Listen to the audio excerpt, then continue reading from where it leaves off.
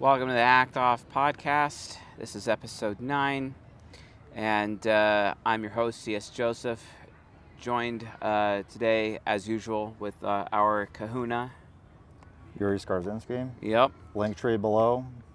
Yeah, check out the link trees. We really want to hear from our audience. Join our Discord, discord.gg/egohackers. And if you want to learn more about that, then obviously watch episode 8 because we actually kind of went into depth on that. But I don't want to go into depth on that in this episode. I'm too lazy, and I just really care about the content today. And then also, we're sponsored by the CS Joseph School at school.com/CS Joseph, SKOOL. You can utilize the tools there to find out if you are unconscious developed or subconscious developed, or if you are authentic, or if you are harmonious. Basically, this is the Octagram, which entirely permeates and defines the content that we are presenting here on the Hacked Off podcast. So don't forget that. And then otherwise, welcome to the show. Today we're going to be talking about what shatters the dreams of women, basically. And then also the consequences of wasted childhood. But before we go in that direction, good sir, do you have any comments you'd like to share with us? Yes. So we got, this is Ugly Girl Winter 627. She says, I don't see a problem with a woman traveling if she pays for it herself. I find it funny you guys say you want a girl with a clean slate, but guys will complain about young girls being immature and naive. Like, what do you want? Make up your mind. You don't get your cake and to eat it too. If you want a girl with little to no experience, then be prepared to deal with the downsides of that because it's not all good. You don't get something from nothing. A guy I was with once liked the fact that I was a virgin and then proceeded to make fun of me for being bad in bed. Guys say they want inexperience, but then they complain when they get it. Okay. Well, at least she admitted to being a hoe. I mean, we saw that coming. But at the same time, I'm like, what are the downsides? What downsides? There's no downsides. No, there's no downsides for a clean slate woman. No, I'm going to sweep her up off her feet. She's just going to be my little keychain and go everywhere I go.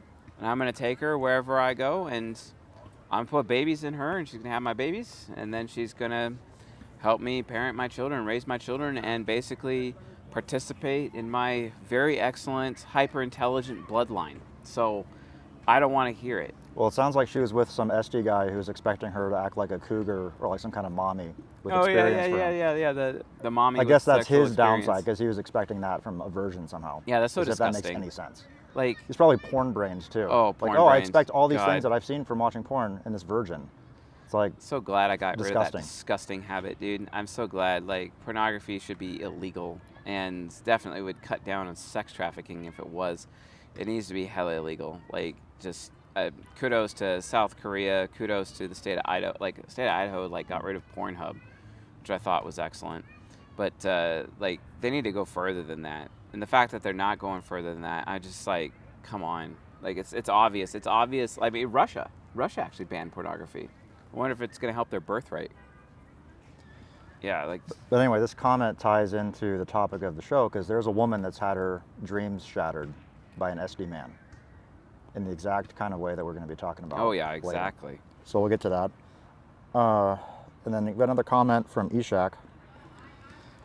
He says, what's really messed up is that said explosive women, SD women, will still expect their SD men, implosive men, to act like exploders anyway, but selectively.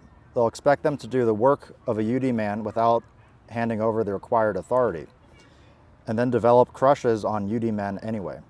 It's like they don't even know what they want. Who would have thought? Oh, they know what they want. They want easy.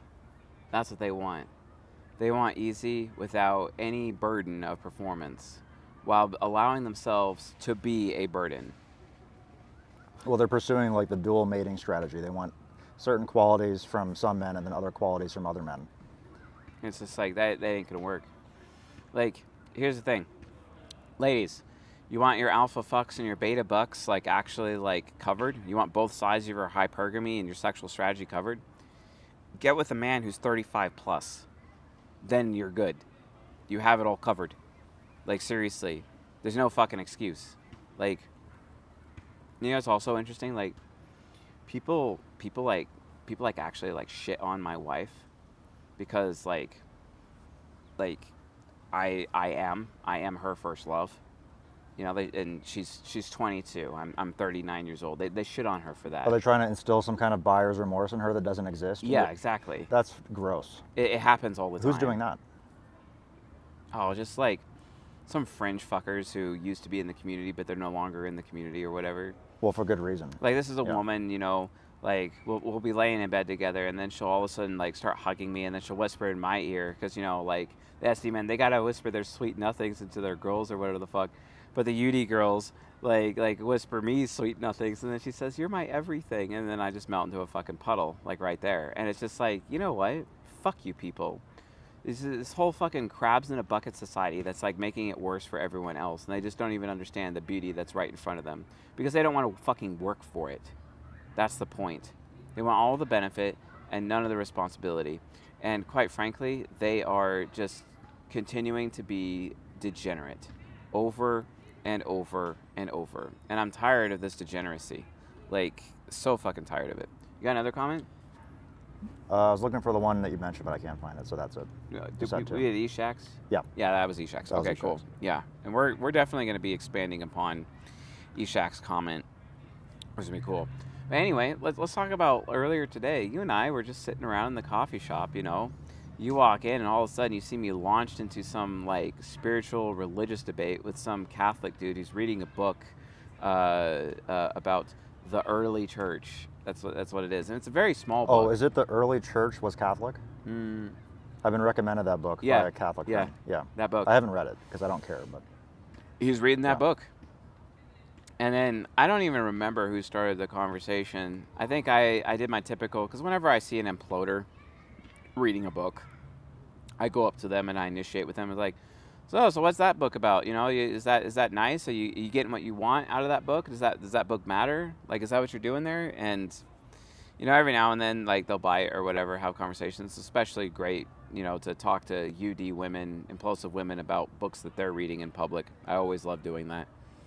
Because then I always take it to an intellectual conversation, and then I just go in real deep about, like, various topics and how it's relevant to what they're reading, and it's hilarious. I was kind of doing that to this guy. And he's an SD man, and he's doing that SD male thing about outsourcing their thinking and decision making to authorities so that they don't have to actually think about it themselves, which is the most annoying thing in the world. Like, do you actually believe in the Bible? Do you actually believe in Scripture? This is a guy who's like, oh, you know, like, because I'd be quoting the Bible to him constantly. You know, he even admitted that I knew the Scriptures and I knew it very well and that kind of a thing. And he'd be like, well, yeah, you know, I have to agree with you, but I don't. So, you know, but you should talk to this priest. Was that Father Yoga Pants? Father Yoga Pants, yeah. Yeah, he recommended we go talk to Father Yoga Pants and talk to this guy because apparently he's got a, you know, like, I don't agree with you, but I can't say why. I can't say why I don't agree with you, but this guy who has higher authority, more education than me, you know, he can, you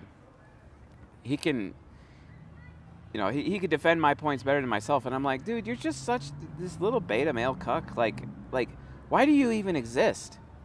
And I'm like, and I went for it. I'm just like, you know what, dude? Like, fuck boomers. Like, with their boomerism, with, like, selling everyone downriver, selling their kids downriver. And that's what they do constantly. They're selling their children downriver because, you know, like, as you stated, they all have this perspective of, well, in my lifetime. Yeah, if you hear a boomer saying any opinion, just add the phrase "in my lifetime" to the end of it, and then it makes sense. Yeah. Because they don't think beyond that ever. They never do. And the problem is that the way society is going right now, immortality via technology is going to be available, and I feel bad for our race if we're going to have any boomers that are going to be immortal via technology. Like, I think that's ridiculous. Most people think I'm crazy when I say that. I'm like, go study Ray Kurzweil and his work. Go read Singularity. Like, it's a thing. Well, even if they're immortal, their Social Security checks will not be. So they're going to have to deal with that. Yeah, they're going to have to deal with it. Enough. But hey, maybe they won't have to eat anymore because of that immortality, that great immortality that they have where they don't even feel alive and they're just fucking vampires, you know, on the rest of society. But that's generally how I see boomers, vampires, like straight up. I see them as vampires, just sucking the blood dry of culture, selling their own children downriver. Like I even told him directly, I'm like, the Bible says a righteous man leaves an inheritance for his children. What have the boomers done? They've done nothing. There is no inheritance from boomers, like not even a little. And it's beyond money too. They've left behind children who are not raised properly and women who end up hoes because of it. Yeah. So thank you for not leaving any money, and then also thank you for leaving a trail of damaged people behind you as well. Yeah, because they're Like, always good job. They're expecting equality. It's the same old 1960s Woodstock bullshit of equality and free love and all this crap, which literally is which is the source of boomerism, that comes as a result of the fact that their families split apart in the 1950s because the SD men who are married to SD women went off to war, came back UD, were incompatible with the SD wives, or found out the SD wives actually cheated on them or some bullshit like that. And then the SD wives end up like divorcing them, and then they end up getting blamed by society, and then all of a sudden that's where we get family law. And it's just like, no, it's just degeneracy. That's what it is. It's entirely degenerate. And it's like, who the hell do these people actually think they are? Like, what the hell? They shouldn't act like that. No one should act like that. But they do consistently, and it's really disgusting because of this stupid expectation for equality. Louis Satcher wrote a book called The Giver, and actually it was a good movie starring Jeff Bridges. And it talks about a concept called sameness. And that's ultimately the end result of equality. Everyone in the community, everyone in the city is the same, basically. And that's ultimately what SD men, this boomerism, is actually bringing to society. And it's just so ridiculous. Like, why do we have to even put up with this shit? No, because, like, here's the problem. Like, equality destroys everyone. It destroys men and women. It destroys men especially because men thrive on inequality. Because men are always trying to find men who are better than them and trying to learn from those men. That's what men are trying to do. But you can't do that with equality. If all men are equal, because they're not. This is why John Locke is a fucking schlub, by the way. John Locke is a schlub. All men, like, he can make the argument that all men are created equal. This is where Rollo Tomasi in his fucking book, like, because Tomasi shits all over John Locke. And, like, here's the thing. I don't think John Locke meant that all men are equal. I think he meant that, because in the Declaration of Independence, they're created equal does not mean they're going to remain equal. Okay? Yeah, they're created equal in the fact that they're born alone. Okay, great. Almost all men are born alone anyway. You might get some twins in there every now and then, but, like, the point is, it still stands. And then because equality ends up destroying men due to the inequality, equality ends up destroying women because the men are all shit. The men are all these subconscious developed cucks that everywhere we go. Well, it creates the race to the bottom. Have you heard of the Laffer curve? Mm-mm. The Laffer curve is an economic theory, I just looked it up, illustrating the relationship between tax rates and government revenue. So basically, the more you tax people, the less productivity you get out of people, because they're like, oh, well, I'm paying taxes for everyone else anyway, so why should I work hard? Yeah. Well, that's because of equality. Because you're paying tax for the people that need to be propped up, and then it creates laziness and a race to the bottom. So all the race to the bottom, crab in the bucket that we see comes from the idea of equality in the first place. So if you want equality, you're never actually going to get it. You might get it for, like, right before the Laffer curve takes off, and then never again, because once the race to the bottom starts, it doesn't go away until a complete collapse. So you'll never have equality. Sounds like Chinese communism. I was watching this show on Netflix called The Three Body Problem. I like it, although I think the Chinese version on Amazon Prime is actually way better. I think that's an excellent approach, show-wise. But, like, at the same time, the beginning of the American version on Netflix, it shows, like, this Chinese persecution with, like, the communism, and that was a really good portrayal about what's happening. They're literally killing their own educators, killing their own teachers for teaching things that are not actually generally, accepted by the so-called equalists.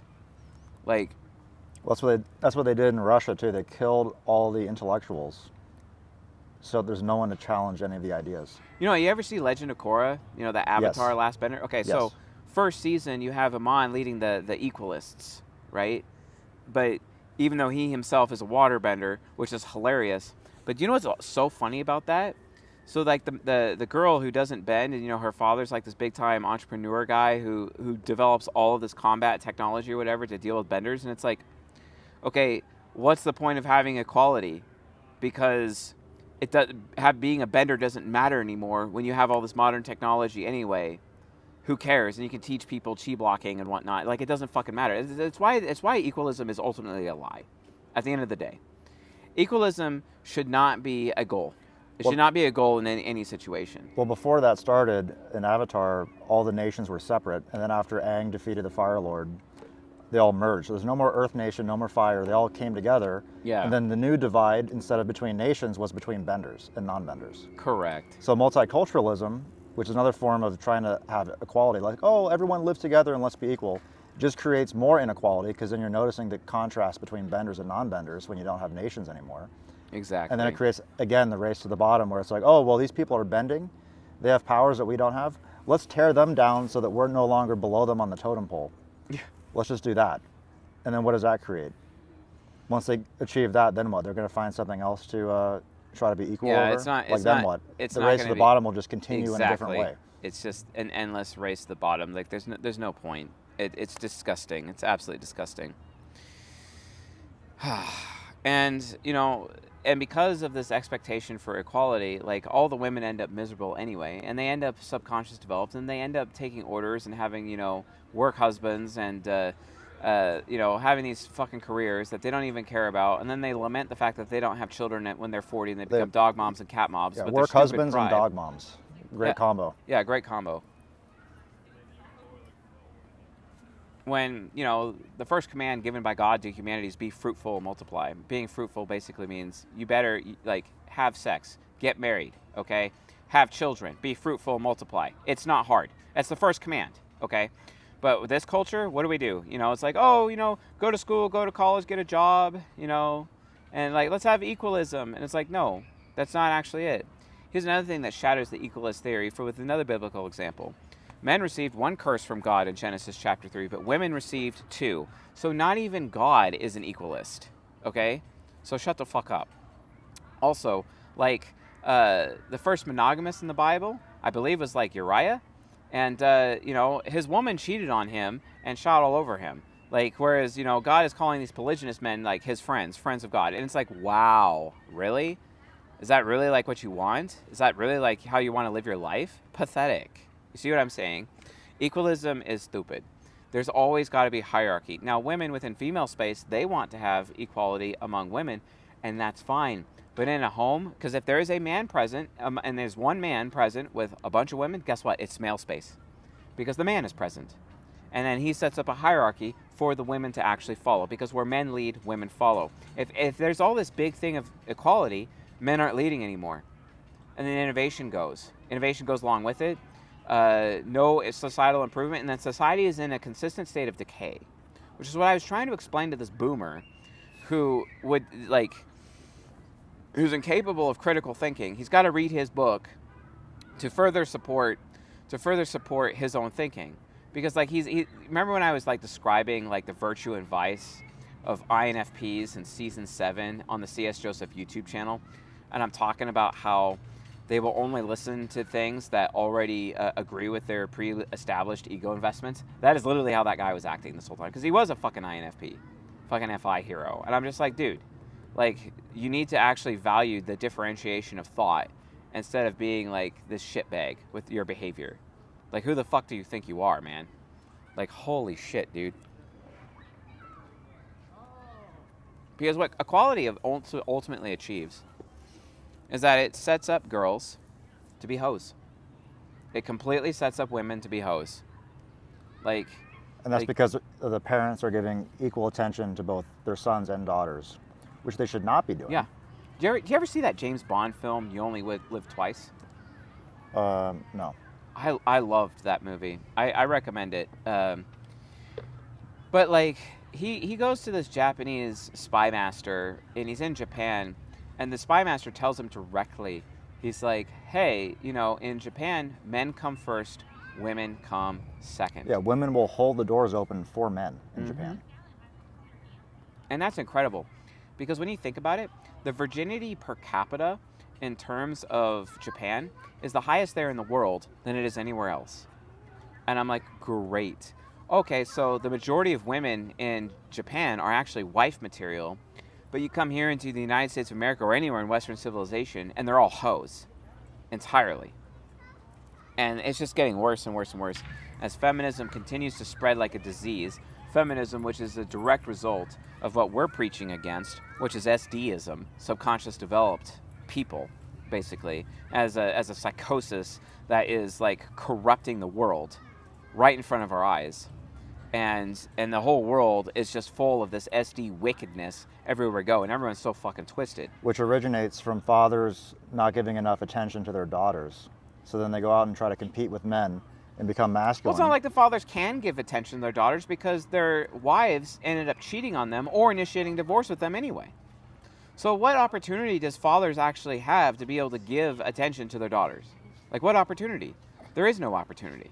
Statistically, there isn't. And it's just like, what the hell is even happening? And then all these women are like conditioned to go to school, go to college, get a job, and then they're miserable. They're entirely miserable. Versus like a woman who needs to be like completely relaxed because she feels safe and she's safe at home. She's safe with her children. Her man handles everything. Like, that's the dream. That's what they really want anyway. Because like, for example, this is one of the points that like Tomasi got right. He's like, do you think the hot chicks even actually like the girls that can, that they're hanging out in the yachts or whatever, do you think they give a flying fuck about any woman's career? Do you think they even give a fuck about having a career themselves? Absolutely not. Because all they have to do is just show up and look pretty. That's all they got to do. The problem is the SD men who are on those yachts are not committing to those women and just using them and not actually willing to put babies in them and have families and actually continue their bloodline. And then Tomasi teaches all the men to have fucking vasectomies, which ends bloodlines anyway, which is actually supporting the very movement that he claims to be against. He's like the biggest fucking hypocrite ever. Did he get a vasectomy? Huh? He has kids, right? He has one daughter. And yes, I believe he did get a vasectomy. So that he wouldn't have so that he wouldn't even replace himself and have 2 kids. Yeah, like, Tomasi is degenerate. Like, straight up. I'm going to read his Reignite book so I can find more reasons to make fun of him. Oh, there's a new one? Oh, yeah. He's got Rational Male, then he's got Preventive Medicine, and then he's got Positive Masculinity, and then he's got Rational Male Religion, and then he's got the Player's Handbook, and now this one called Reignite. Is he pagan, by the way? I see it. I don't know. He probably is. The Thor's hammer around his neck. Oh, yeah. Oh, my God. He wrote a book on religion. That's part of the Rational Male. Huh. After writing the coattails of Dalrock, who was actually a Christian man, and which he explains at length in his religion book, which is number 4. And I'm just like, what the hell? Like, what are you teaching? Like, he's literally poisoning the youth. I mean, if this was Athens, they'd probably consider him like Socrates and make him drink the hemlock juice. But that's not actually it. Athens did that because Socrates was a Yuri man, and they were a bunch of SD schlubs, and they couldn't handle the Yuri man. So it's a fucking witch hunt, and that's why they got rid of Socrates. And then, all of Plato's writings about Socrates was literally in defense of Socrates. That's the whole point. Didn't they put him on an island somewhere, or was that Napoleon? Well, that was Napoleon. They did that too. But they may have done that to Socrates. I have no clue. I don't know. I don't know my history well enough to know that for sure. But then this, setting up girls to be hoes, but setting up boys to remain boys forever. They have like endless Peter Pan syndrome. Like, for example, the SD mothers expecting their sons to be little boys forever. Even when they turn UD, and it's like a shock to them, like, oh, why is my little boy not behaving like a little boy anymore? It's like, I don't know, I'm 30 years old and have gray hair. Maybe that's why. Yeah, gray hair is a crown of splendor. All my gray hair is showing up right here. From a distance, looks like I'm balding there, but then people come up close to me and they're like, oh, dang, nice silver streak you got there. And I'm like, yeah, I got a silver streak. All in one place. All my gray hair is just in one place. And it's pretty cool. I like it. I like the silver hair, But like seriously, everyone's so focused on youth, but like what people fail to realize is that, man, once they start their prime, they're always in their prime. As long as they keep going, as long as they keep building, they always are on the path of self-improvement. As long as you still have a bright future. Mm-hmm. The one thing that attracts women to men is that the fact that they have a bright future. And you can have a bright future well into your, 50s, 60s? Exactly. Maybe beyond if you stay healthy. Not looks maxing, but health maxing. Yeah, looks maxing. Well, yeah, because the men are so invested in fucking looks maxing. They're so invested in that they can't. They don't even understand like combat. They don't even understand debate. You know, that guy that was that old dude. Like, I mean, he's got his long hair. You know, he's looks maxing. Clearly, well, he's that a boomer. He's kept that since the 60s, I guess. He has. He loves his looks maxing. That man can't even get into an intellectual debate and even actually hold his own at all. To the point where he's deferring to me in conversation, but then at the same time telling me that I need to defer to his priest who knows a lot more. And it's just like, no, you went through catechesis. You're a catechesis. You went through all of the education of the church. You should be able to defend your point instead of being some fake schlub. Like, who the fuck do you think you are? Yeah, he's like a Borg telling you to talk to the cube. It's like, how about you just like learn how to talk on your own? He's got his... And even if you're a Catholic and you believe that you're supposed to defer your interpretation of the Bible to a priest or whatever, shouldn't you still read Father it Yoga on your Pants own will anyway? definitely save him. You know, save him from losing. Well, even then, debate. that's not an excuse not to know your own Bible. Yeah, because SD men have this expectation because he's outsourcing to this priest. He wants other people to fight his battles. And that's what SD men do. They want other people to fight their battles for them. They want to run away from the draft and let everyone fight the war for them. They want their women to fight all their confrontations for them. And it is absolutely disgusting. Like and Andrew then Wilson. eventually, the women end up starting to look down on them for that behavior. And it's like, what the fuck? Andrew Wilson went on whatever podcast and he brought his wife on. And she's a brawler. She's going to bat with all these like OnlyFans like bimbos. And Andrew Wilson's just sitting back like this while his wife is just berating these other women. And he thinks that he's like some kind of like Chad or something for doing that. It's like, no. You have your wife being your little attack dog. Like you should feel emasculated by that. And because he doesn't, like that's just proof that he's a weak, pathetic man. Yeah, because all he did was fucking buy his status. He's like, oh, I can just sit back and have my wife be my little pit bull. Gross. And he thinks he can rest on his laurels. Because that's all SD men do. They rest on their laurels. They don't go fight. They don't join the military. They avoid the military. They avoid all that bullshit. And it's just like, no. You don't fucking avoid conflict. You don't have other people fight your battles for you. They think they can buy their way out. It's like they can buy their status and their looks, money, and status. They think they can buy all of that. And then because of that, because they have their looks, money, and status, and then at that point, it's like they have the expectation for I'm so important because I'm the most important man in the room. Other people... You know, I'm a lover, not a fighter. And I'm like, bitch, you're a bitch, actually. You're just a little bitch. Yep. Well, society is so comfortable that they can still achieve looks, money, and status without having gone through the rite of passage. Yep. And wait till that ends. Wait till you actually have to go through your rite of passage. I'm looking forward to society's imminent collapse because the thing is that it's going to turn into gangs in New York. And if you don't have your UD bros with you, you're done. You're absolutely done.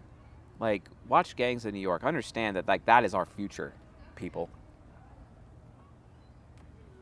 And, of course, that boomer was, like, entirely in denial of that fact the entire time. It's like, oh, because, you know, not in my lifetime, right? Not in my lifetime. It's just... And the man is incapable of holding himself accountable. He's completely incapable of it. He's completely incapable. And because of that, they think they can get their looks, money, and status, and that is actually what makes them above accountability. That's disgusting.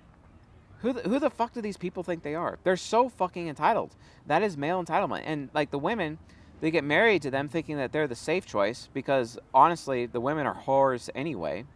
And then because they're acting like whores, those are the only men that they can get with anyway, the safe option. And then they end up slowly resenting their man over time. I mean, even you have had the experience of SD women who are married like acting inappropriately around you, just like I did. And both of us had the same experience, except with two different right-wing e-whores, you know, all acting that way. And it's like, what the hell? Who the fuck do you actually, like, oh, you're on a show, whatever, you think you're important or whatever? And it's just like, the only reason people watch those shows is because they want to see those right-wing e-whore blondes, you know, that they can... It's the new version of Fox News. It's like all the boomers sitting around watching the blonde, you know, regurgitate whatever. The Megyn Kellys of the world. It's like, yeah. The Fox News, they all have to have their bimbos on the panel so the boomers actually tune in still. Yes, exactly. because the boomers thought they could just, buy status, but then their women development phase them and divorce them anyway. And I'm like, I'm not an advocate for divorce at all, but at the same time, like, the man in me is like, well, serves them right. Because it's like, what do you expect is going to happen when you shirk your burden of performance? Because from their perspective, they get to replace the male burden of performance with looks, money, and status. And safety nets. And safety nets. Yeah, exactly. It's so terrible. And the thing is that what ends up happening is that the SD men just end up acting like they just want credit for existing. It's literally all they care about. They just want credit for just being. They just want credit for showing up. SD men, especially in their marriages, they want a participation trophy, and they think that participation trophy actually matters. I am so disgusted by that. And they think their ideas themselves like are an accomplishment. Like just having the right ideas. It's like, oh, well, I believe, the correct things. That makes me better. Oh, God. And then they don't even believe the correct things. Or they do, but only 90%. Yeah, like the SD men, like they walk around thinking they get to be the ideas guy while the Yuri men do the work. I mean, we've seen this time and time again. Like, for example, when they use the Yuri men as props, because the UD men are UD, and like they are struggling with fear of being a creep, while the SD men are dealing with fear of being rejected, which is actually a female trait, not a male trait. It's better to have fear of being a creep instead of fear of rejection. And then, I'm the ideas guy, and I have the good idea of you coming with me, to this party so that I can use you to make you look good in front of these SD female hoes so that I can get lucky. It's just like The Weeknd, who is the biggest fucking, SD male schlub ever. And when you listen to his, like, song Starboy, and you listen to the fucking lyrics of that song, it's like, wow, thank you for, like, just going out of your way to just try to get lucky. See, I'd rather be the man who doesn't get lucky. I'd rather be the man that's able to take on a woman because the woman is crushing on me. And it's like, oh, you're crushing on me? Okay, I'll give you the time of day. Instead of, like, being that fucking male schlub. It's like, oh, I want to be with a hot chick, even though she's been run through by 50 guys anyway. And he thinks, like, it's some great honor that he's among the 50. When in reality, he's actually just a worthless schlub who's lying to himself everywhere he goes. And he expects all the benefit with none of the responsibility. Because he wants to outsource all of that responsibility to the UD men. He wants the UD men to fight the wars for him. He wants the UD men to pay his taxes for him. He wants the UD men to actually feed him, and because that inevitably happens anyway, because the SD women are going to initiate divorce with the SD male schlub to begin with, and it happens time and time again. It's disgusting. Speaking of ideas man, Sprout. Sprout. Yeah, he came up to me trying to be the idea man for my business.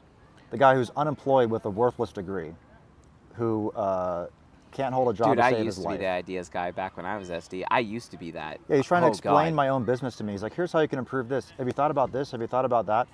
Instead of maybe learning from me, someone who has a business, he wasn't asking me any questions about anything. That INFJ fucking performance anxiety of, oh, I'm going to show you that I can perform well by being the ideas guy. And it's like, no, dude. And all of his ideas either didn't work or wouldn't work for my business, or I already thought of and implemented already because I've been in business for years. This is how I treated my cousins, my male cousins, and they both looked down on me for it, and rightfully so. I'm so glad they did. I'm so glad that my male cousins, my STP male cousins, were looking down on me hard because of how much of a schlub I actually was. Because, like, I'd show up like, oh, I read this book, you could do this, and it's like, nice book reading you got there, but have you actually accomplished anything in your life? And I'm like, no. It's because you're a fucking loser. Actually prove what you know. And that was literally both of them. They're both warriors, and they're looking at them, because, like, there's natural enmity between warrior archetype with men and magician archetype with men. There's natural enmity. And it's because magician archetype, especially when they're young, especially when they're SD, they all have this stupid get-rich-quick perspective.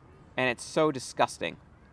Like, and I had it too. And they're like, where's your actual fucking skills? Where's your skills, bitch? Where's your skills? And I'm like, well, I don't have skills. Well, that's why you're a bitch. Or and that's proof how they of treated concepts, me. too. Yeah. And not someone else's proof of concept or your proof of concept.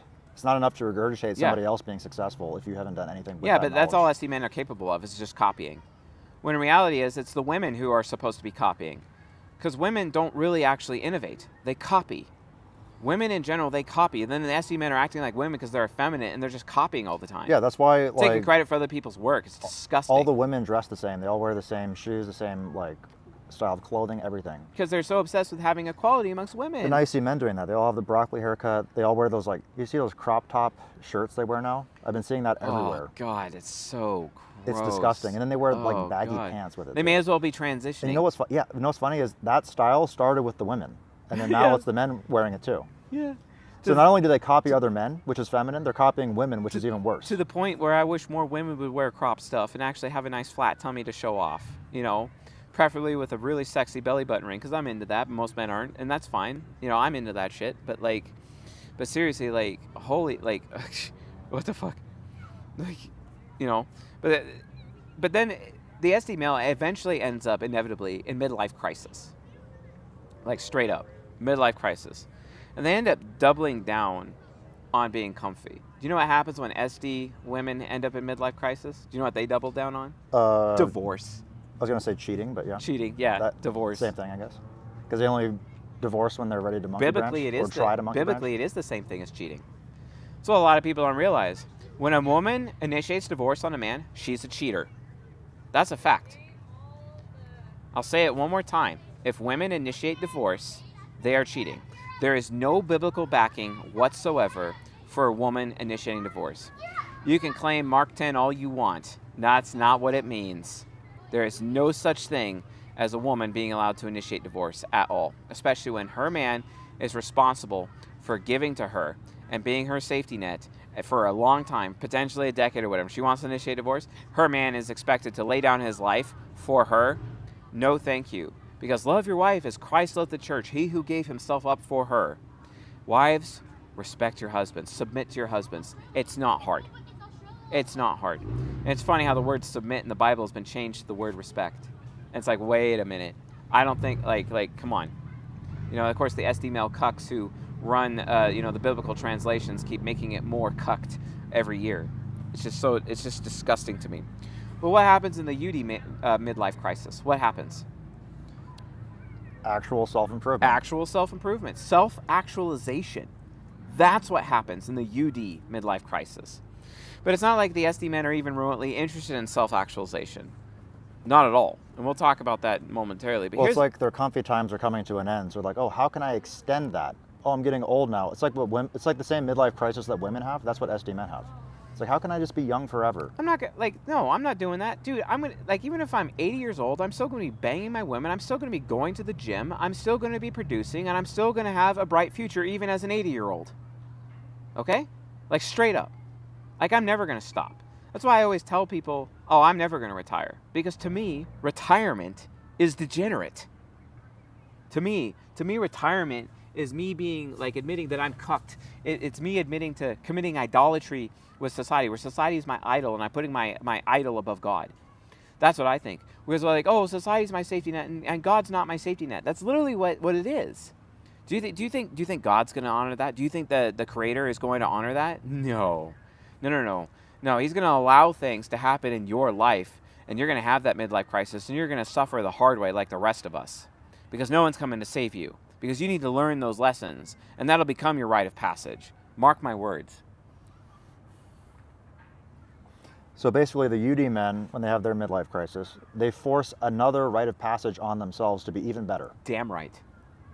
Whereas the SD men haven't even had their first. And they look like the hardships of life. It is a midlife crisis. Like, for example, like in our friend group. Okay, so you're king archetype. I'm magician archetype. We have another magician archetype. But the majority of the men in our friend group, they're lover archetype. That's the majority of them. They're all lover archetype. And then we see the lover archetypes going out, having fun. What is the king doing? What are the magicians doing? We're lock-maxing. We're locked in. We're building businesses. We're building a bright future. That's what we're doing. What are they doing? They're going out to party. They're drinking. They're smoking. They're watching fireworks shows. What was I doing? While fireworks are booming around me, I was working on an AI. I was posting content to YouTube. That's what I was doing. I even told people not to call me because I was working. I was working on Independence Day. I was working on the 4th of July. What the fuck were they doing? You were locked in because you were too busy honoring your mother. That's No, what you I were actually doing. did show up for like the Yeah, second yeah. half of that. Yeah, you gave but yourself a nice reward because you did a nice week of hard work taking care of your mother and showing her respect and honor, regardless of her behavior. You see what I'm saying? Like that's how you were locked in. What were they doing? Like, because you were taking responsibility. I was taking responsibility. You know, the other magician in our friend group, he was taking responsibility. You know, it's like, but the thing is that oftentimes, like, lover archetypes need to realize is like, no, you need to take responsibility too. You actually have to lock in. That's why we teach lock maxing here on this show. You got to be locked in. Because, like, here's the thing. I listened to a bunch of, motivational speeches or whatnot, when I was in, like, my late 20s. And these guys, like Jocko Willink, David Goggins, they'd always talk about, it's like, hey, you're there at home, you're alone, you're lonely, you're miserable, but you're working.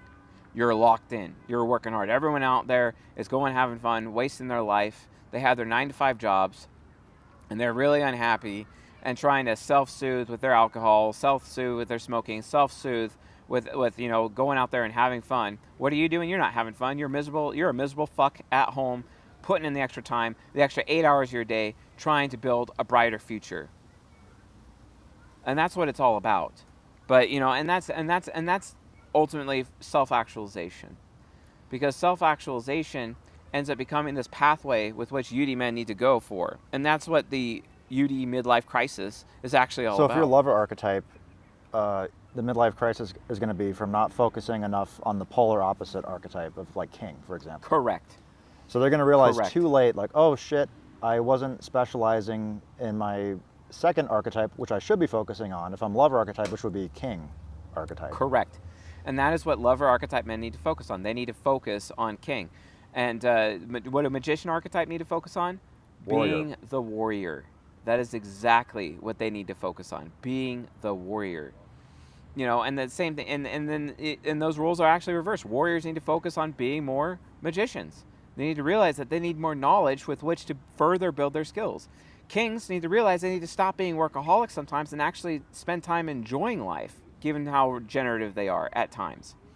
And even our sexual relationships are related to that type of thing. That's why kings end up with consorts, and magicians end up with maidens, etc. And if you stay in your archetype that you're with by default, you will have that midlife crisis, whether UD or SD. Yeah, because men... And you will be like, oh, now it's time to focus. And it's like, well, you should have been doing that 10, 15, 20 years ago. The entire time.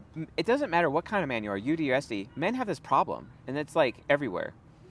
Men have this problem where it's like, lol, I just spotted someone that we don't like from Australia. Just walking by. That's hilarious. Oh, if he comes over here, I'm going to have words for that guy, and it's going to be recorded, and it's going to be great. He's in the parking lot behind the bushes. Can't see him. But holy smokes. It's just Hold on, Australia or New Zealand? Is it someone that was mentioned yesterday? Yes. Okay.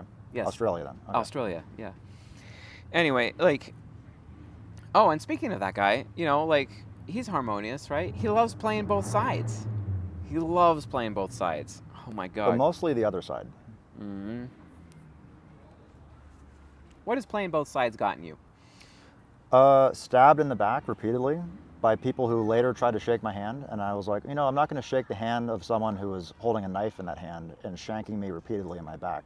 So yeah, I think I'll be declining that handshake forever. Don't you love how those people just enable the mob mentality of the SD men? These are UDP men. These are when you have a UDP male and he's still harmonious, he's UD at least, he's kind of got most of his rite of passage, but he hasn't given himself permission to be his authentic self. I literally did a YouTube video about this. I was talking about Mark Manson. He wrote the book Models. He's an SD male cuck.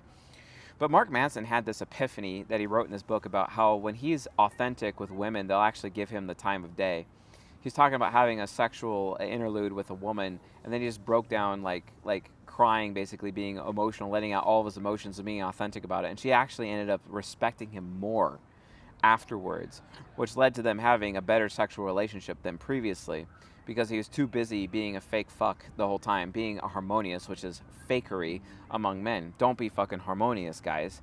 Because what I said in this YouTube video, and it's going to be releasing later this month, I said that men need to have the courage to be open and honest and authentic about being open and honest at the same time. You can be open and honest, but if you're being fake about it, that you're basically wasting your time. And that's what that UDSF male is. That is what UDJ is. The problem is that these UDP men oftentimes end up enabling the SD male mob and destroying their fellow UD men, the UD men, the UDJ men, who they should be looking up to as mentors who are going to actually help them along the way so that they can be lock maxing. And they don't realize, they think they're helping too, because they're, again, focused on equality. Like, oh, if everyone can just get along and we can just have an equal playing field, everyone's like, I play both sides, that's okay as long as everyone ends up equal at the end. Or as long as I'm only equally playing both sides, then I'm not in the wrong. And it's like, no. Nope. Yeah. It's like, if you're going to play both sides, I'll pick your side for you. Theirs. Get away from me. You're a traitor. And that's exactly how we handled the other guy that came up to us at the coffee shop. Yeah. Left him hanging too with that handshake of his. Oh God, that was... It was great seeing him hold it there, and then me just look at it, and then stare at him and not shake it back. Backstabber. Like backstabbing you by like sending you text messages that have quotes around it because someone else was writing his text messages because he's an SD man who expects other men to fight his battles for him. While simultaneously the man who's giving him the text messages is expecting that guy to fight the battles for him. And that's what they do. They just have this giant others fight my battles for me circle jerk, which is why they have to have mob mentality to begin with. And he didn't even notice that I caught on to him sending me a message with quotation marks around it that I know that he was coached to say. Because he sent me like a dozen messages after that I didn't respond to any of them after I realized he was How the fuck in the can that guy process even of have stabbing me in the back. Yeah. Like... Well, even when confronted about it, he's like, oh, well, I was just, telling you what somebody else said. It's like, yeah, I know that, stupid. That's why I pointed out that there's quotation marks. That's why you're a around man of low character, and you shouldn't be a man that we actually, associate with. Like, where's your masculinity? He has no manhood whatsoever. You know, he spent, what's really annoying? It's like these SD men, veterans. Like, you have veterans, and veterans are usually UD. And then, they end up using their veteran friends like this. It's because they want their veteran friends to fight their battles for them. And it's just, it's so disrespectful. It dishonors the entire point of the 4th of July, even though they're partying on 4th of July, because they're basically partying on the backs of other people who made those sacrifices. Like how can you live with yourself? I don't know. I don't know how these guys live with themselves. Oh, but they live with themselves because, to them, life is all about staying as comfortable as possible. When the reality situation is that's not what life is all about. Or they're celebrating the idea of something and not the accomplishment of something. Yeah. Like, oh, I like the idea. Like, oh, we all believe the same things. That's reason enough to celebrate. It's like, well, what have you done with it? Nothing. So what are you celebrating exactly? Yeah, exactly. You're gonna have potlucks and it's pat yourself on the back for doing what exactly? Just being here? Yeah, but they got to be the ideas guys so that the UD men can fight the battles for them and do the actual work. Like, wow. Well, that's what they say too. These guys are like, oh, there's no political solution, but yet there they are talking about, current events, politics. Yeah. Well, that's what they're doing is they're trying to be the ideas guy. Well, teamwork makes the dream work, Them saying there's no political solution is implying that somebody else is going to fix it. Because it's not them, and it's for sure not them because they're not doing anything politically, even on the local level. Yeah. But yet they want to talk about how there's no problem that's solvable with politics, yet they haven't even tried because they're too lazy to do that. And anyone who tries, they're going to crab in the bucket them and say, oh, you're stupid for even trying. Don't you realize there's no solution? Ants. So they want to wait for everything to collapse so they can come out with pitchforks and torches. Because to them, that's the only solution that they can comprehend. Yeah. Did you ever play that game Sim Ant? No. I recommend it. Sim Ant. Sim Ant. It's like you have Sim City, Sim Farm, but Sim Ant. And basically, you have an ant colony. You have your queen, and you can take over like the worker ants or the soldier ants or whatever. But then eventually, you get to take over a soldier ant, and you actually have to go fight like a big spider or something. You got to go fight, and the soldier ant, or sometimes you have to fight other ants. Okay, and when you're a soldier ant, you completely and utterly slaughter all of the worker ants. You just slaughter them, like you could kill probably 25 of them and they're just dead and you just keep going as a soldier ant. But then all of a sudden the worker ants just start swarming you with this giant mob, and it's the only way that they can actually go after the soldier ant is have that giant mob. It's hilarious. But then when you get a bunch of soldier ants together and you're giving commands to those soldier ants, they completely demolish everything and you can completely destroy the other competing ant farm for the food in the area. And then your anthill ends up becoming the best one. It's hilarious. Yeah, and if you're a soldier ant that plays both sides, I mean, to bring the analogy into real life, then you're only enabling the other little tiny ants to destroy you later, because you are... They will sell you downriver, just like the boomers sold their children downriver. Because you're preventing your own cohesion of the soldier ants by playing both sides. So know what side you're on and stop trying to play both. They take for granted society that was built on the backs of UD men. Everyone takes for granted. And there's more SD men being produced constantly over and over all the time. And it's disgusting. And they think they're entitled to this society. They think they're entitled to peace. They're not entitled to peace at all. Peace is earned. Peace is fought for. Peace is sacrificed for. And they don't understand that. These weak men, when they're being entitled to this society that they never even fought for, that they never even worked to build. They just want to be consumers. And no wonder society is in such decay, because, in decay of the family, decay of society, decay of everything, basically, even economic decay, all because there's this glut of worker ants. And what are they doing? They're not even working. They're not even working. The soldier ants are working. They're the idea ants. They're the idea ants, yes.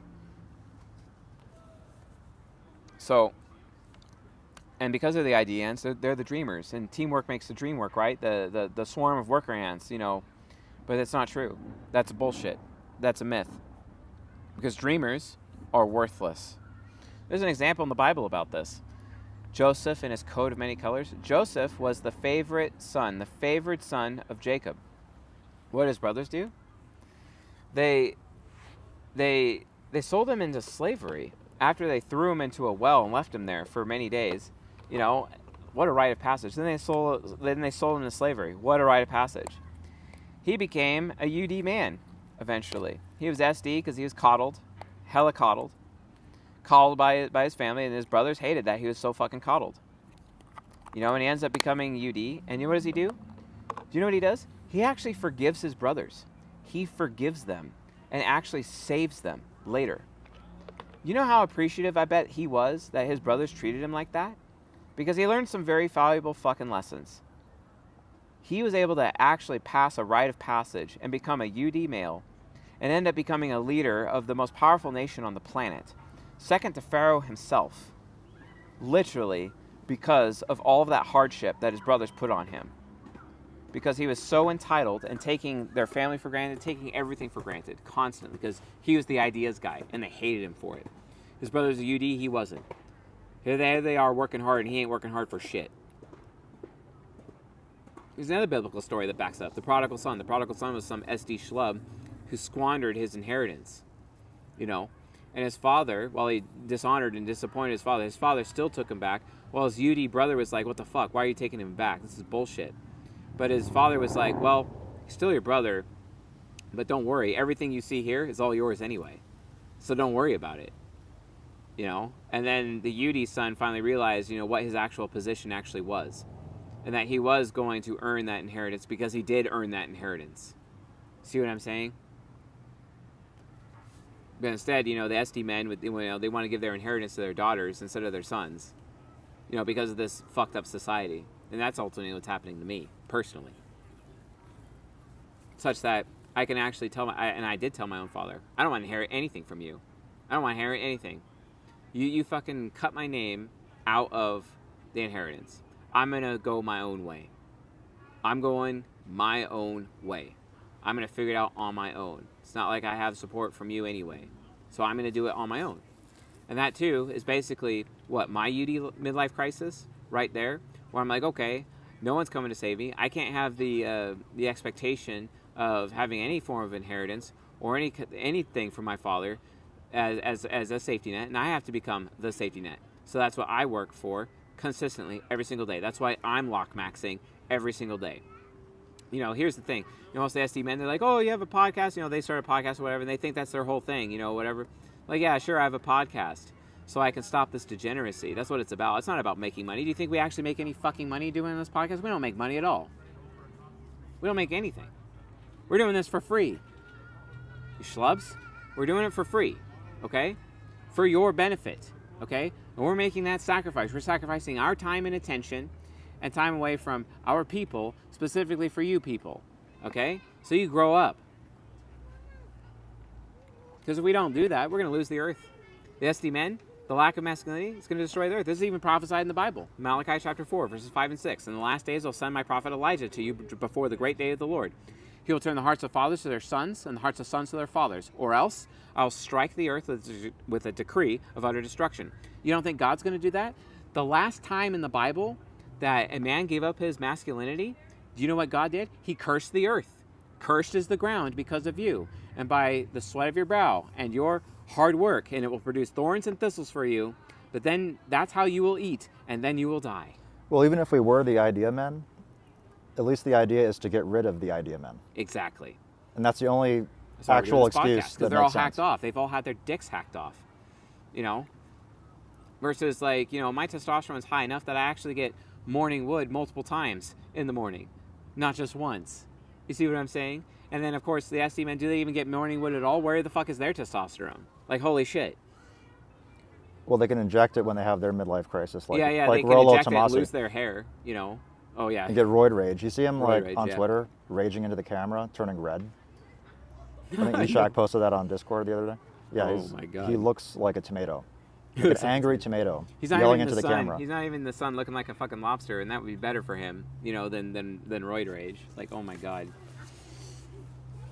So here's the rub, and this is actually like the main point. Now we're actually getting into like the main point of today's show: women having their dreams shattered by these men, and it all comes down to Maslow's hierarchy of needs. I actually do an episode on this going in deeper on the C.S. Joseph YouTube channel and on the C.S. Joseph podcast.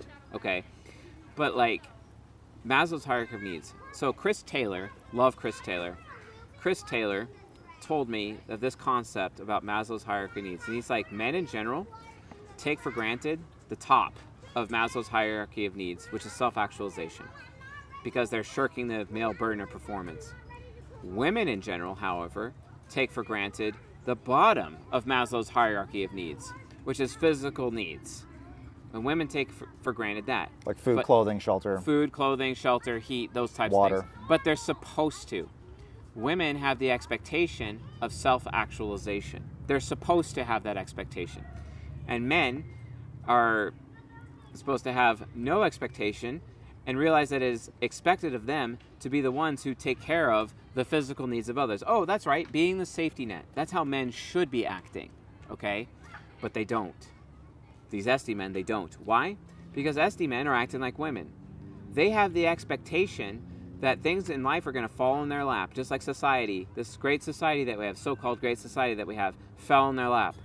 And they don't need to actually have their physical needs met because society is going to meet their physical needs with their pension and their retirement plan and their insurance policies and all their little bullshit safety nets or inheritance from their parents or whatever. Or living off their brothers. Yeah, oh my God, living off or in their their parents' brothers. basements forever. And not only are they not the safety net, well, they're supposed to be the safety net for themselves, their wife or wives, and their children, but they can't even be a safety net or for their themselves. Parents. And their parents too. But they can't even do it for themselves, which They should be can't. the most basic thing ever. They can't even do that. And they wonder why women initiate divorce on them. And that's the problem. So, and then women, because of that, they're forced to become masculine to the point where the thing that they're supposed to expect, which is self-actualization, they end up being required to be these SD men's mommies and become the safety net for these SD men and take care of the SD man's physical needs. Just like that ESTJ that I met at the bar whose wife divorced him, initiated divorce on him, and is divorcing him and he was the stay-at-home dad. She was his safety net. Terrible. Absolutely terrible. To the point where you could make the argument that he deserves that. He deserves to be treated that way. But the thing is that these men are like constantly going around complaining that all of the women are masculine, but they're not masculine themselves. It's still the whole, like, they expect all the benefit but none of the responsibility. Which is exactly what they accuse women of. Yeah. While not realizing that they themselves are doing that all the time. Mm-hmm. Hypocrites. They're absolute hypocrites. And then they'll deny that the red pill is feminism for They don't men. even feel shame. They don't even feel shame for it. And then the Yuri men, when the Yuri men come around, the soldier ants come around and start shaming them, they're not taking the benefit of being shamed.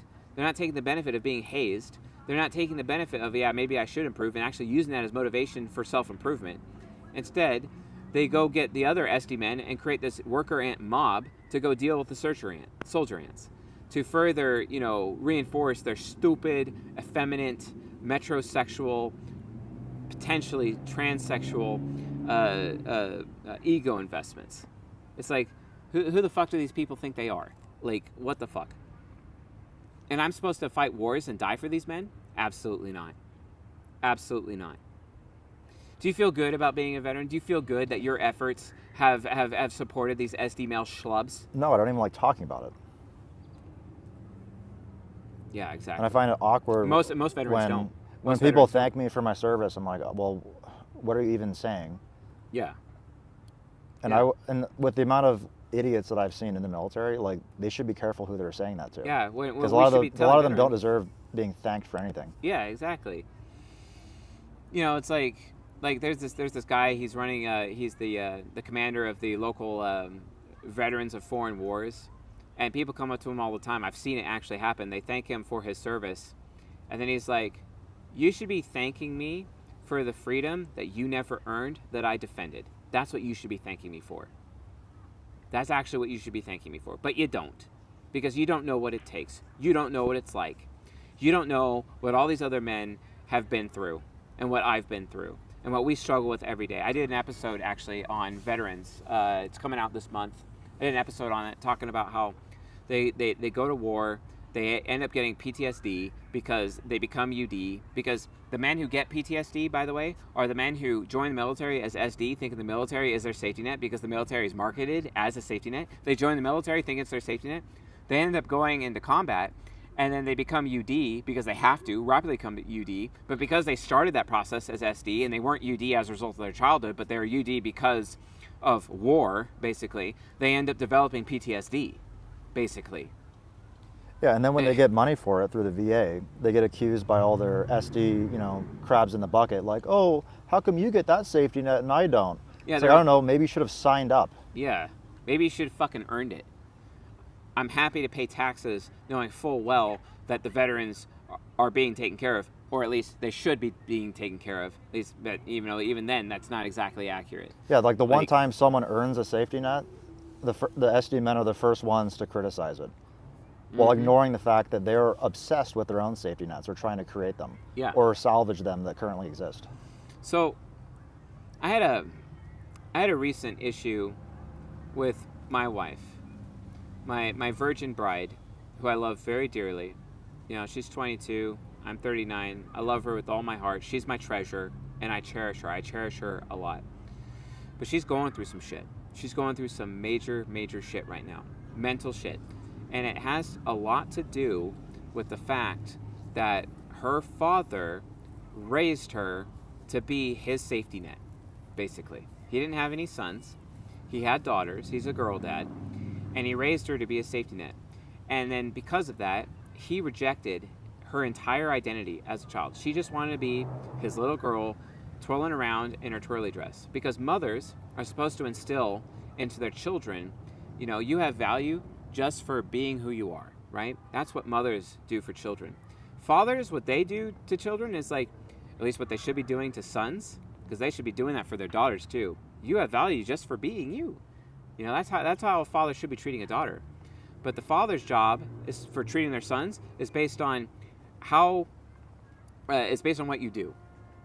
You have value based on what you do, not who you are. This is something my father actually tried to instill upon me and whatnot, and I rejected it because I was an idiot. And I should have shown him more respect and more gratitude for him in that direction. And as much as I may be negative towards my father, he's still right. He's still right about me at the end of the day. He still was. He's not right about me now. He doesn't even know me. But that's the thing. He's a gentleman who judges a person based on one bad thing in the past and then keeps it that way, and they're frozen in time in that direction. He doesn't really give people the opportunity to grow or change. He absolutely does not. He doesn't give people the opportunity to actually repent. There's this time where there's this drug addict kid who was in church when I was very small, and he was a hella drug addict. Then he comes and sees me later, 15 years later, and like, hey, I'd like to talk to your dad. Because I cleaned up, I changed my life, I'm a father, I have children, I have skills, I am, and he's basically saying I'm UDJ. And I told my father about this. My father decided, no, he's a drug addict, I never want to speak to him ever again. And it's like, Dad, just give the guy a chance. He grew up, he repented of his behavior. What the hell? That's just kind of like my main issue, one of my main issues with my father.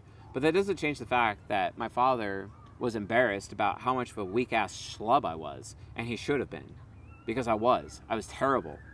So I don't blame my dad for having that point of view about me whatsoever, because he is doing what he should do as a father, is making sure that his son is gaining value and building value based on what he does, not just for existing, even though I was entitled to everything just for the point of existing. Here's the thing. You know, my wife, she's Maiden Archetype, right? Maiden Archetype is all about beauty maxing, right? So she ends up being really, really depressed in middle school and in high school. Why? Because she got fat. She was overweight. And she grew up in Korea, and Korea is all about looks maxing, especially for women. They have the highest beauty per capita on this planet. They have signs on the floor pointing towards either the staircase or the escalator. And on the staircase, they have a thin person, like symbol, walking up the stairs, and then they have a fat person pointing towards the escalator. They shame people constantly for that. Yeah. Everywhere. Exactly. And what did her father do? He's like, no, go to school, go to college, get a job. She was a Maiden Archetype. He had a Maiden as a daughter. And Maiden Archetype is about beauty maxing. And so she ends up being hella depressed. She ends up starting hating herself. And then eventually it leads to a behavior where she starts self-rejecting, to the point where she rejects herself and she expects everyone else to reject her. And you know, she's an ISFP woman. ISFP women who are UDP, their greatest fear is fear of rejection.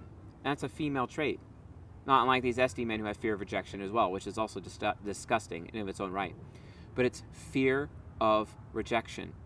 And so because of that, she perceived that her father was rejecting her Maiden Archetype, rejecting her need to beauty max, basically, especially in Korean culture, okay?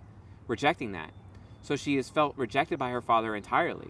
Do you know how easy it is for a woman who's felt rejected by her father entirely to assume, as a result of her self-rejecting, that I, her husband, who chose to marry her, would actually reject her one day, inevitably, and then she'd end up acting that way?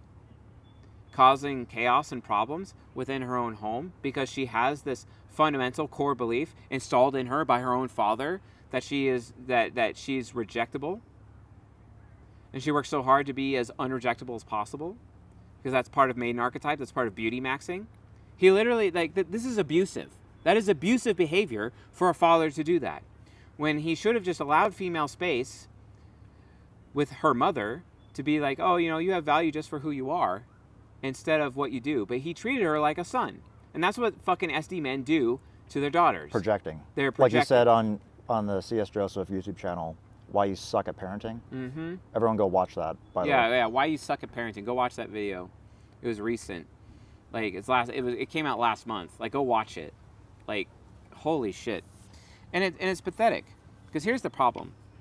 That shattered her dreams.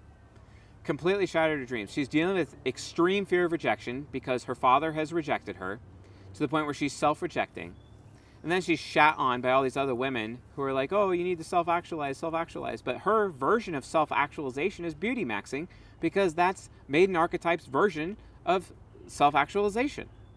But instead, she's made to become this male ENTJ through her subconscious, her SD ENTJ subconscious, to try to act like a man and become other people's safety nets. For me, I don't do that. She's my wife. She has endless vacation. She gets to do whatever the fuck she wants. She wants to sunbathe, she goes sunbathe. She wants to go on a walk, she goes on a walk. She wants to read all day, she gets to read all day. She gets to do whatever the fuck she wants. Okay? And when women feel guilty for that, not just her, but in general, basically what they're doing is creating a burden for you. Yeah. Because like dealing with the guilt that has been instilled in them through their fathers is a burden to their husbands forever. Yes. She for a while throughout her marriage, she'd talk about how she'd want to go get a degree because she feels guilty that she doesn't have a degree. And I'm like, no. You get a degree, that increases the chances that you're actually going to initiate divorce. You're actually reducing your value because you have a degree. No, don't do that. Enjoy your endless vacation. And they do that because they've been taught that the men will never be a safety net for them, so they think that they have to be their own. And I explained even when that's not the case. Exactly. Even when they find the man who actually is a safety net for himself and them, they'll still do that because they've been conditioned by their parents to believing that. Yeah. I picked her up, and I was holding her in my arms, and I said to her, what's the point of being married if I'm just going to reject you. I'm never going to reject you. I'm not going to reject you. No way. Bullshit. I'm your safety net. You're safe. You're safe in this marriage. You are safe with me. I'm not going to reject you. You don't have to be afraid of being rejected by me. I understand that you're afraid because of what your father did to you, but I'm not going to treat you that way. Girls need to hear that. That's little girl energy. They need to have their little girl energy, but their SD fathers have destroyed their little girl energy, such that they're raised to be mommies for boys. They're denied their feminine archetype because they're expected to have a masculine archetype, like king. They're expected to be kings. Bullshit. She was expected to be king archetype, which is her SD ENTJ subconscious. Gross. And then not only that, she's denied honor for being a virgin because all the other women in the world just shit on her, and the SD man shit on her for being a virgin. So she's denied the honor of being a virgin. And then she's just set up by society and her own father to be a hoe, even though she's not a hoe, but she's set up for it. And it's just, here's another thing. Here's another fact that these girls end up having to deal with. Like, they're so innocent that when they start crushing on a man, and like that's like her first love or whatever, but if they're denied the opportunity to even be able to have a first love, because a first love is so magical, it's so powerful for a woman. It is extremely powerful for a woman, their first love, because that is their innocence. And you can't tell me that a single girl out there who has her first love, she ain't thinking of trying to be with that man forever and being grateful for that man and being that man's peace and being obedient to that man and representing that man everywhere she goes. See, it's bullshit. It's bullshit. It's complete and utter shit. And the fact that her father did this to her, I find it completely reprehensible. This is why I don't respect him. I even gave him a copy of No More Mr. Nice Guy to help him with his stink of death, to help him realize that he's wicked, and he is wicked with this behavior. And this is extremely common in Korean culture, but it's extremely common in any westernized culture. And the women are suffering, and they're having their dreams shattered because dad would be like, oh, you can't be with your first love that you want to be with forever. I need you to wealth max. I need you to go to school, go to college, get a job. I need you to study. And my poor wife was really at home, and she'd be pretending to study, to look like she's studying, while simultaneously feeling guilty about the fact that her family's investing all this time, money, and effort into her to force her to go to school, to go to college, to get a job, even though it's not something she ever wanted. All she wanted to do is just beauty max. And that's all she does nowadays. She just beauty maxes, as she should, because she's made an archetype. Because she gets to be who she is in this marriage, away from that cesspit of a family that she grew up in. Holy shit. You know what else SD men do? Is another way they set up their daughters to be hoes is they enforce this idea of, we don't want too big of an age gap. Like, it's bad enough that the Zoomers are doing that to each other, but then their parents will actually enforce it. Mm-hmm. There's a guy I know, he's telling me, it's not even his daughter, it's his stepdaughter. He's like, oh, well, when she turns 18, I'm not going to let her get with a guy who's 30, because he's like a pedophile. And it's like, I'll beat his ass. If I catch a 30-year-old trying to get with my 18-year-old stepdaughter, I'm not going to allow that.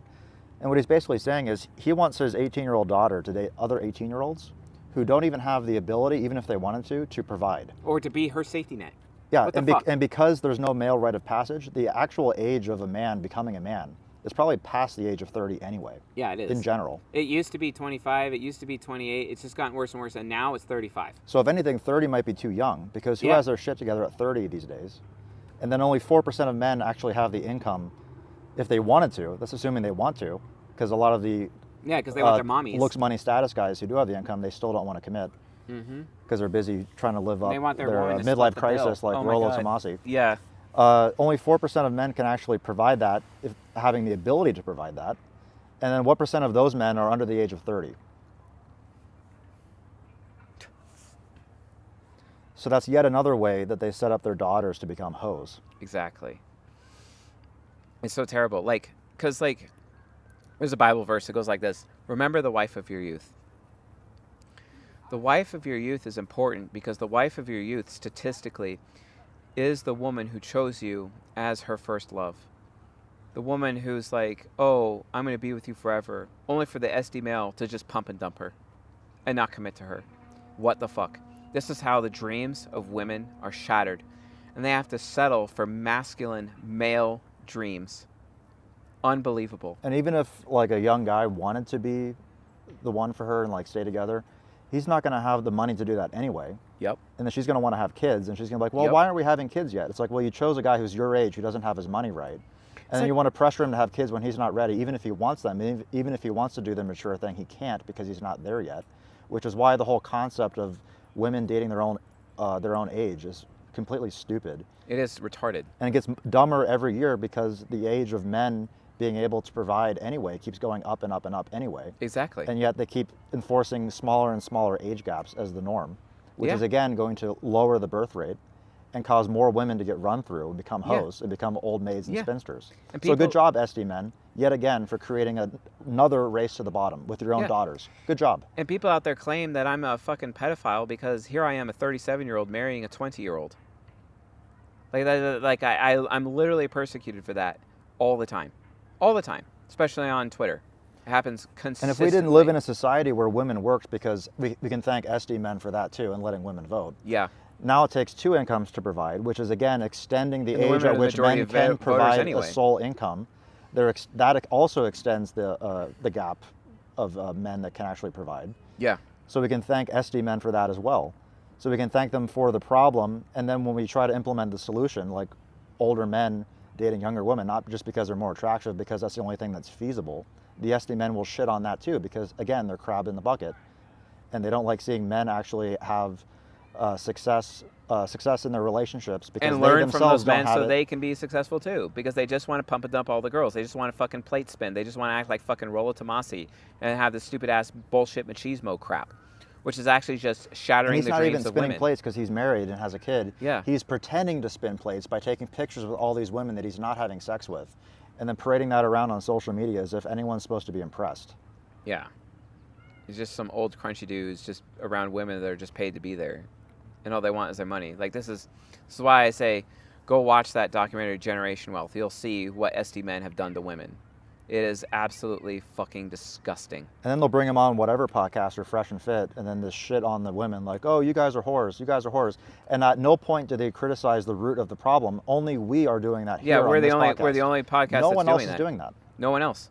And if Yeah. they are doing it, they're not doing it the right way That's why because they're Fresh not and Fit is- pinpointing the is exact fake. root of the problem. Fresh and Fit is SD fake. men. Whatever podcast is fake. You know what's interesting about Andrew Tate and the Tate brothers? They shit on men. They don't actually really shit on women. They shit on men.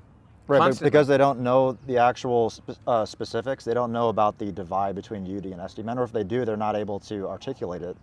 Exactly. So therefore, it doesn't come out right. Because it's just like, oh, well, men are behaving this way, they should behave this way. It's like, well, no, you have to actually divide it by octagram, not just by gender. So they're Yeah. missing that part of the equation. Yeah. It's just so it's just disgusting. It's so disgusting. But at least they're in the right direction. Yeah, at least they're in the right direction. But they're being persecuted for being in the right direction, and then the day's going to come where you and I are going to be hella persecuted because of just like of this, of the fact that we're actually like pulling up the rug and exposing everything that's been swept under the rug by SD men in this society.